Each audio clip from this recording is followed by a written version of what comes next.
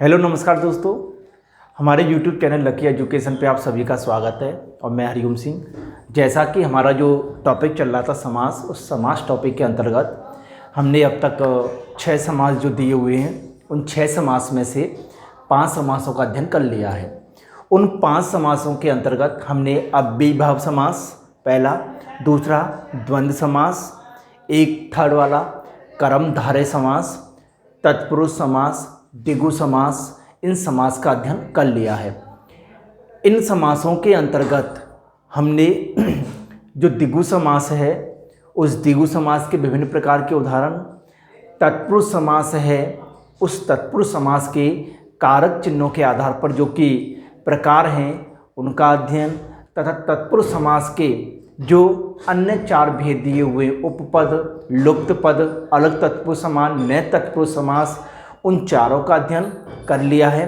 तथा कर्मधारय जो समास है, जो कि उपमेय उपमान या विशेषण विशेष्य पर आधारित होता है, उस समास का भी अध्ययन कर चुके हैं। इस समास टॉपिक के अंतर्गत जो एक अपवाद जिसमें सबसे ज़्यादा आते हैं, ठीक है, अपवाद जो आते हैं, ऐसा समास या जो सबसे अलग हटकर के समास होता है और बड़ा अच्छा समास माना जाता है, वह समास है आपका कौन सा? बहुव्रीहि समास। इस बहुव्रीहि समास का अध्ययन हम आज करेंगे। ये एक ऐसा समास है जिसमें कि कुछ अपवाद भी आते हैं और उनका निर्धारण करना कि इस समास में जब कोई सामासिक पद आता है, उस सामासिक पद में से कि ये कर्मधारय समास के अंतर्गत आएगा या फिर ये द्विगु समास के अंतर्गत आएगा या फिर ये बहुव्रीहि समास के अंतर्गत रहेगा। ऐसी कुछ अपवाद या कुछ कन्फ्यूजन सी इस समास के अंतर्गत देखने को मिलती है। लेकिन मैं यहाँ पे आपको बड़ी सरलता से, सरल भाषा में आपको समझाने की कोशिश करूँगा, जिससे कि आपका ये जो समास है, ये समास क्लियर हो सके। पहली बात तो कि मैं जो अब तक मैंने आपको जो समास कराए हैं, उन समासों का अगर मैं तुमको थोड़ा सा विस्तारित रूप बताऊं, तो उसमें मैं पहले आपको पहला जो समास कराया था अव्ययीभाव कराया था मैंने, दूसरा जो समास कराया था मैंने, उस दूसरे समास में मैंने आपको द्वंद्व समास कराया था, तथा थर्ड समास के अंतर्गत थर्ड समास में मैंने आपको तत्पुरुष समास का अध्ययन कराया। चौथे नंबर पर कर्मधारय समास को कराया गया, तथा 5वें नंबर पर मैंने आपको द्विगु समास को कराया। इन सभी समासों के अंतर्गत जो हमारी प्रमुख विशेषताएं थीं, वो प्रमुख विशेषताएं पदों को लेकर थीं, क्योंकि जब हम समास पढ़ते तो समास के अंतर्गत जो सामासिक पद होता है, उस सामासिक पद पे हमेशा कितने पद आते हैं? 2 पद आते हैं। पहला पद होता है और ये दूसरा पद होता है। इन पदों के आधार पर ही कुछ समास हमारे ऐसे होते हैं कि जिस समास में हमारा पहला पद प्रधान होता है, दूसरा पद प्रधान नहीं होता है, वह समास हमारा कौन सा कहलाता है? अव्ययीभाव समास कहलाता है। ये सामान्य अध्ययन में पहले ही बता चुका हूं उनको कि जिस समास में पहला पद अगर प्रधान होता है, वह समास हमारा कौन सा? अव्ययीभाव समास के अंतर्गत आता है। तथा जिस समास में पहला पद प्रधान ना होकर के दूसरा पद प्रधान होता है, पहला पद प्रधान ना होकर के दूसरा पद प्रधान होता है, वह समास हमारा किस समास के अंतर्गत? तत्पुरुष समास के अंतर्गत आता है।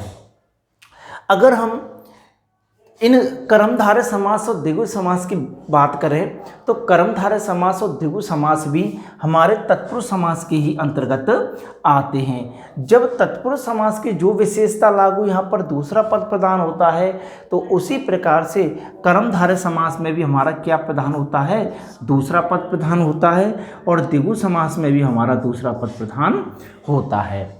तथा जो द्वंद्व समास होता है, उस द्वंद्व समास की विशेषता ये होती है कि इसमें दोनों के दोनों पद प्रधान होते हैं, प्रधानता मुख्य होते हैं। ठीक है, क्या? मुख्य। तो इसमें पहला ये पद भी प्रधान होता है और ये वाला पद भी प्रधान होता है। लेकिन जो सबसे अलग हटकर के जो समास माना जाता है, वह समास हमारा कौन सा? बहुव्रीहि समास, जिसमें ना तो पहला पद प्रधान होता है, ना हमारा दूसरा पद प्रधान होता है, अथवा कोई अन्य पद ही क्या होता है? प्रधान होता है। वह समास हमारा किस में आता है? बहुव्रीहि समास के अंतर्गत आता है। अर्थात ऐसा समास जिसमें कि पहला पद प्रधान ना होकर के, दूसरा पद प्रधान ना होकर के कोई अन्य तीसरा पद ही प्रधान होता है, वह समास हमारा बहुव्रीहि समास के अंतर्गत आता है। अर्थात जिसमें कि कुछ संसार के अद्वितीय जो शब्द होते हैं या तो अद्वितीय है, जिसकी तुलना नहीं की जा सकती, संसार में एक ही है, वो सभी के सभी सामासिक पद हमारे इस बहुव्रीहि समास के अंतर्गत आते हैं। एक सामान्य सी विशेषता ये होती है कि इस बहुव्रीहि समास में हमारे जितने भी जो ईश्वर के नाम हैं, ठीक है ना, वो सब के सब ईश्वरों के नामों का प्रयोग भी हमारे सब बहुव्रीहि समास के अंतर्गत ही आते हैं, जिन्हें कि विभिन्न उदाहरणों के माध्यम से हम देखेंगे।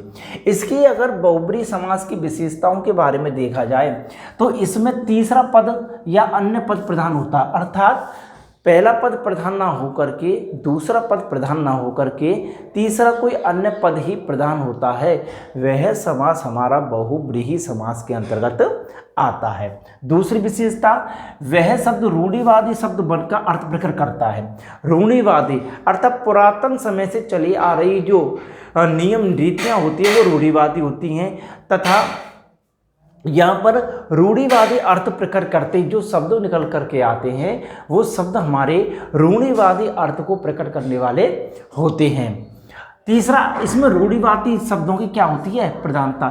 जब रूढ़िवादी शब्द वहाँ होते हैं तो उन्हीं रूढ़िवादी शब्दों की भी वहाँ क्या होती है, बड़ी प्रधानता मानी जाती है, किसी एक विशेष के लिए रूढ़ हो जाते हैं। अब जब इनका समास से विग्रह किया जाता है तो समास से विग्रह करने के बाद ये किसी एक शब्द के लिए क्या हो जाते हैं, ऋण हो जाते हैं।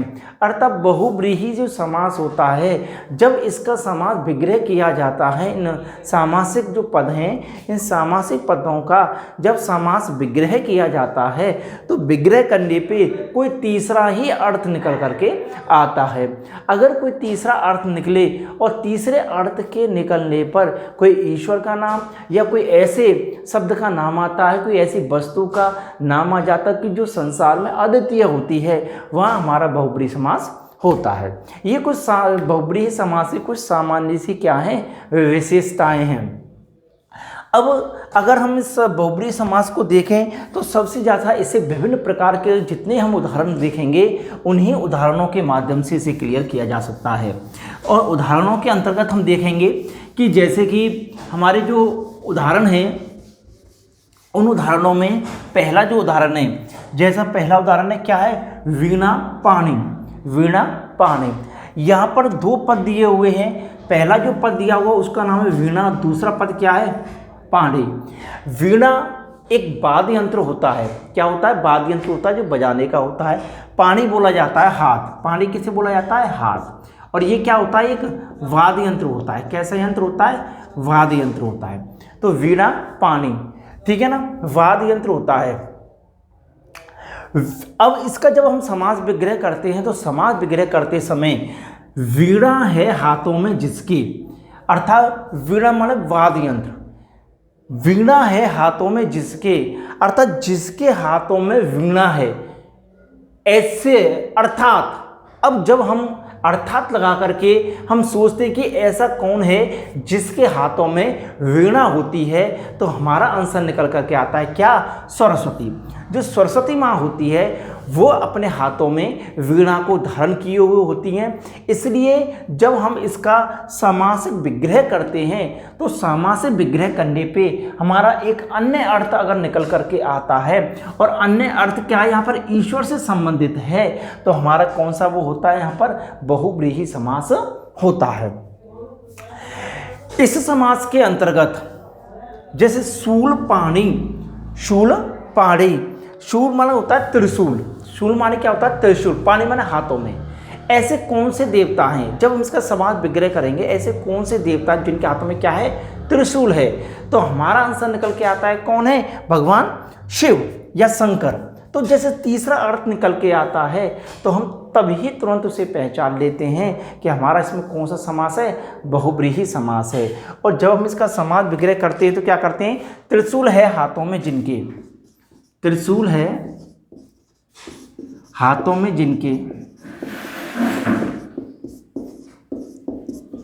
त्रिशूल है हाथों में जिनके, अर्थात तीसरा अर्थ निकल के स्वतः ही आ जाए कौन, शंकर। अर्थात शिव भगवान जो हैं उनके हाथों में त्रिशूल पाया जाता है। तो इस प्रकार से शूल पहला पद, पाणी क्या हो गया दूसरा पद, अर्थात ना तो पहला पद प्रधान होता है ना दूसरा, एक अन्य ही पद प्रधान निकल करके आता है। वो किसके रूप में, ईश्वर के रूप में निकल करके आता है।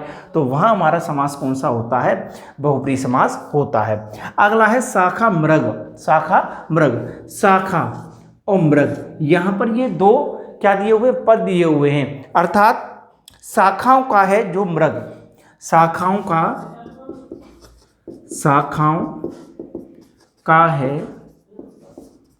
जो मृग, अर्थात जो कि शाखाओं पर, जो पेड़ की शाखाएं होती हैं उन पेड़ की शाखाओं पर उछल कूद करता हुआ रहता है, ऐसा जो मृग होता है, ठीक है ना, वो कहलाता क्या, वानर।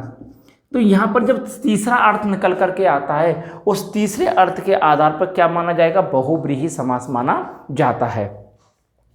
अगला है पुष्प धनवा। पुष्प धनवा, पुष्प हो गया फूल और धनवा बोला जाता है क्या, धनुष को। क्या बोला जाता है, धनुष को। अगर हम इसका समास विग्रह करते हैं तो समास विग्रह करने के बाद में अगर कोई तीसरा अर्थ निकल करके आता है तो इसमें कौन सा समास माना जाता है, बहुब्रीहि समास। पुष्प धनवा, पुष्प माने फूलों का, धनवा माने धनुष, कि फूलों का या पुष्प का धनुष है जिसका, पुष्प का धनुष, पुष्प का धनुष है जिसका, अर्थात जिसका पुष्प का धनुष होता है। संसार में ऐसा कौन सा व्यक्ति होता है, ऐसा व्यक्ति जो संसार में होता है वो अद्वितीय है, एक ही है, जिसका नाम क्या है, कामदेव।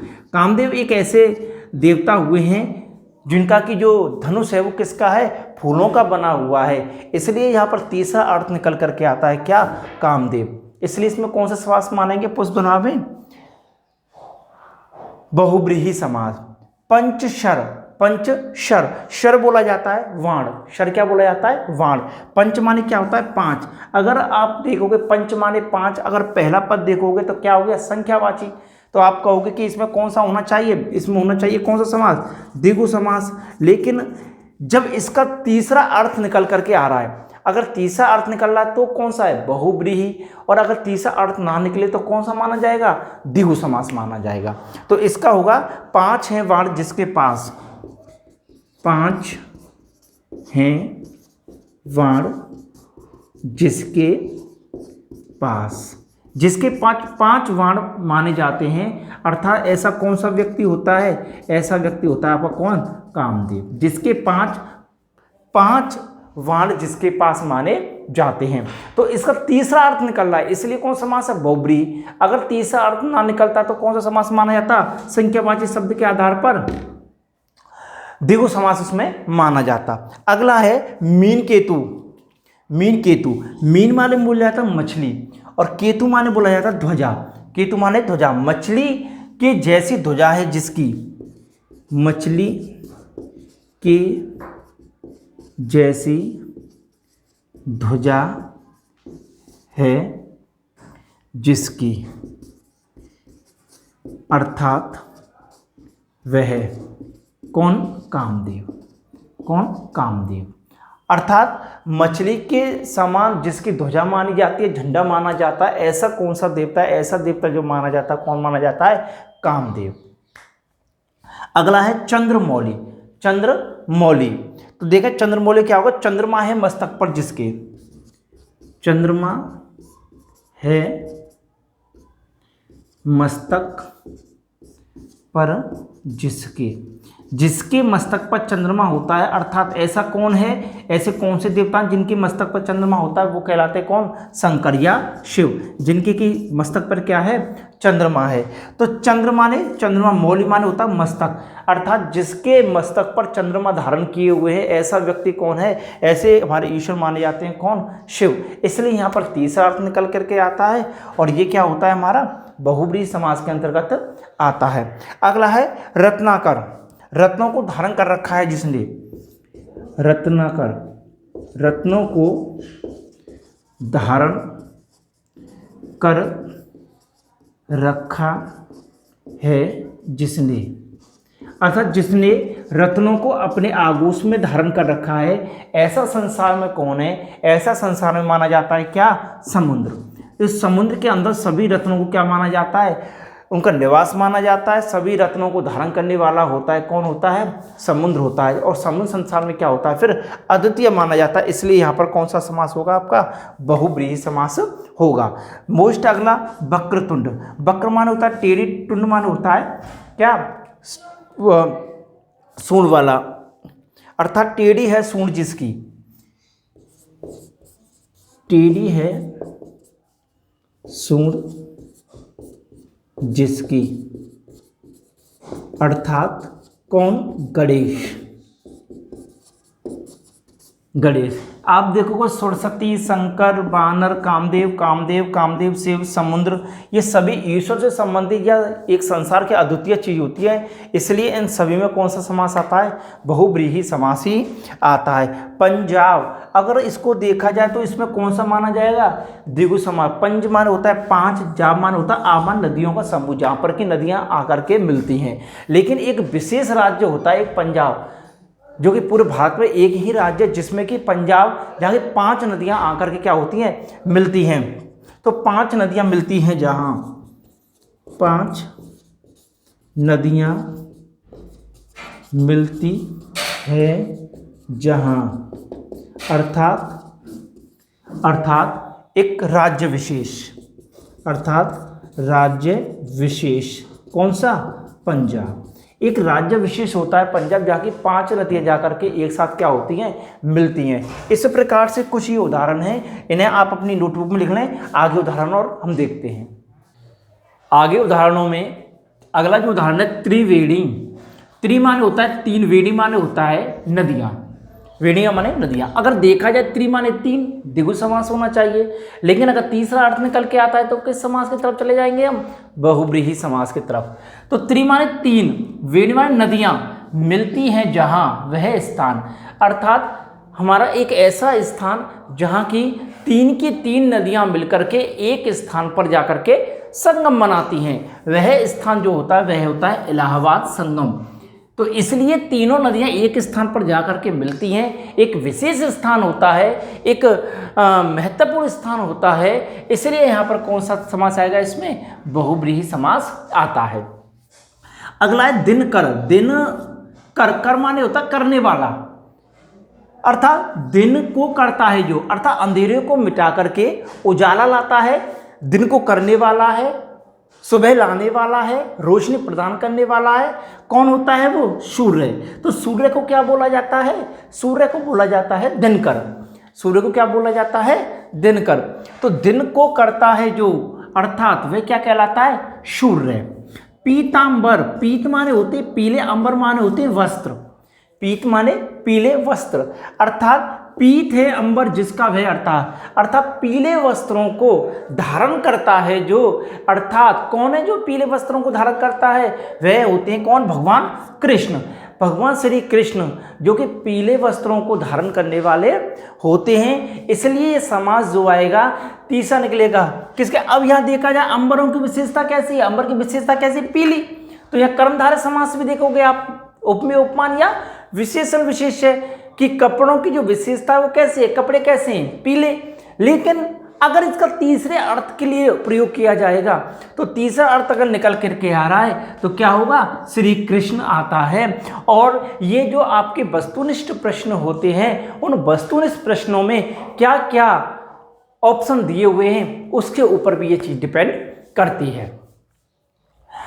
अगर वहां पर पीतांबर में श्री कृष्ण ना होकर के या बहुब्रीहि समास ना होकर के, और अगर कर्मधारय समास दिया हुआ है, अगर प्रश्न ऐसे बन करके आ जाए कि पीतांबर में समास है और वहां आपके ऑप्शन आ जाएं द्विगु समास, तत्पुरुष समास, कर्मधारय समास या द्वंद्व समास, तो आप क्या उत्तर करोगे? वहां पर कर्मधारय समास। कौन सा? कर्मधारय समास, क्योंकि बात क्या नहीं है, आपका बहुब्रीहि समास ऑप्शन नहीं है। तो वहां आंसर क्या आएगा कर्मधारय समास के आधार पर कि पीले वस्त्रों की विशेषता, वस्त्रों की विशेषता क्या है? पीले हैं। ठीक है।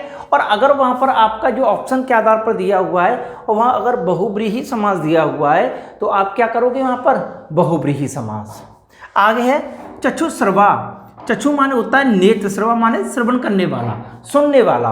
तो चक्षु से श्रवण करता है जो, अर्थात कानों के माध्यम से सुनने का कार्य करता है जो।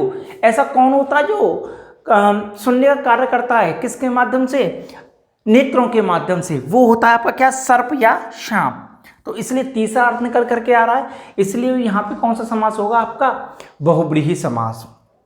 हंसासनी, हंस आसनी माने आसन, हंस है आसन जिसका अर्थात सरस्वती, अर्थात सरस्वती जो माँ होती है वो जिस पर विराजमान होती है वो क्या होता है? हंस। तो हंस के आसन को ग्रहण करने वाली जो होती हैं वो क्यों होती हैं? सरस्वती। इसलिए यहाँ पर तीसरा अर्थ निकल करके आता है कि हंस है आसन जिसका अर्थात सरस्वती।